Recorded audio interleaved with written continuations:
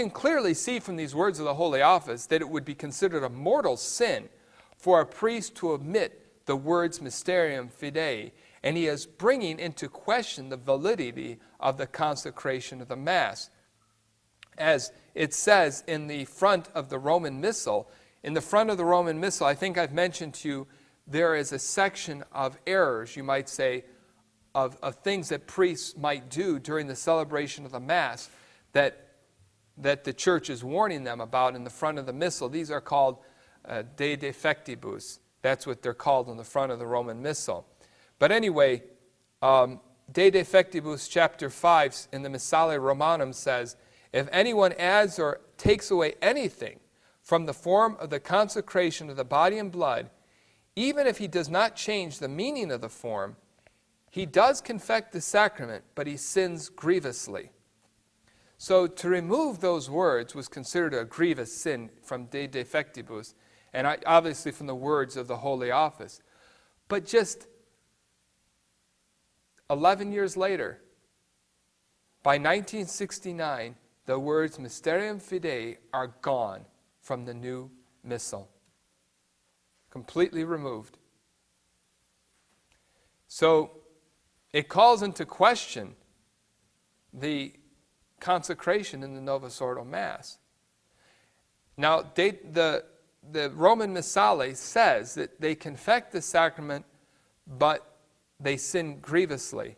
That's why Archbishop Lefebvre always said that even though the words of the consecration were changed, we can say that the Novus Ordo Mass, that Archbishop Lefebvre, I don't think, ever said that the Novus Ordo Mass was invalid. But he does say, and so many other priests have said, that it is doubtful because of what they've done. As you know, they haven't only removed the words mystery of faith, they also changed the words for you and for many to you and for all. And we'll come to that in a moment. But let me just continue talking to you a little bit about the consecration of the chalice. I wanted to read to you from St. Thomas Aquinas. This is from the Summa Theologica on the words of the consecration.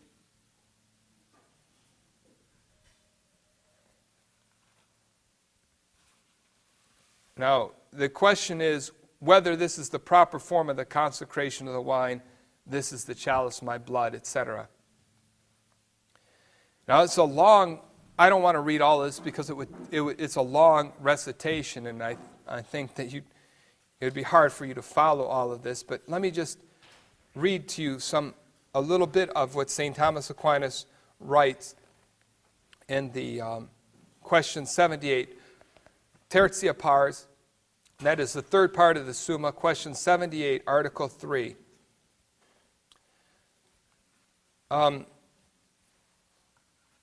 As I said, I'm going to just skip over a little bit and read to you the most essential part. He writes, some have maintained that the words, this is the chalice of my blood, that those words alone belong to the substance of this form, but not those words which follow. In other words, that it's enough just to say, this is the chalice of my blood. But St. Thomas says, this seems incorrect, because the words which follow them are determinations of the predicate, that is, of Christ's blood. Consequently, they belong to the integrity of the expression. And on this account, others say more accurately that all the words which follow are of the substance of the form, down to the words, as often as you shall do this in remembrance of me. St. Thomas says, all these words belong to the use of this sacrament. And consequently, all the words belong to the use of this sacrament. Hence, it is that the priest pronounces all these words under the same rite and manner, namely, holding the chalice in his hands.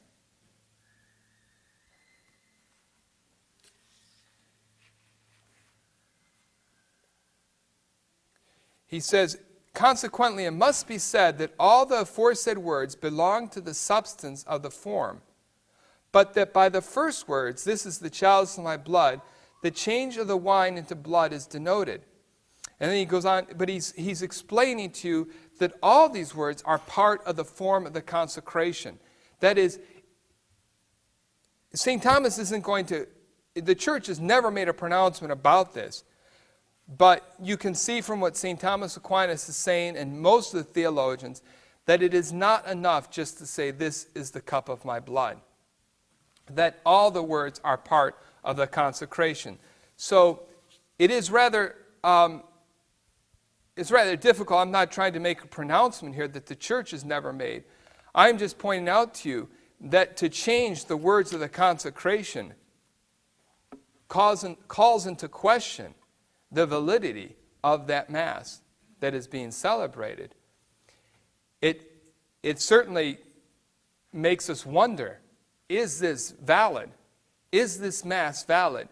I think all the theologians would agree that the Blessed Sacrament would be there, as long as it's a valid priest and he's using those words and he means to confect the sacrament.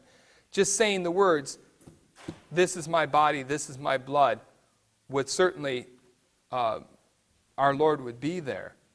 But the whole form of the consecration of the chalice is part of the Mass, is part of the sacrament. And so we're simply questioning what they have done. We're questioning the validity of what they have done. So it does bring things into doubt, and we have to wonder too when we see that in the translation of the new Mass that they've also changed the words for you and for all, you and for many, to you and for all. You know that those words are also changed in the vernacular. When the priests say the Latin Mass, that is the Novus Ordo Mass in Latin, the words are still in Latin pro multis, for many. But in the translations into the vernacular languages, almost everywhere, the translation is now for you and for all. And you might wonder, why is that? Why did they change the words? Why did they take out the words Mysterium Fidei? And now why did they change the words to for all?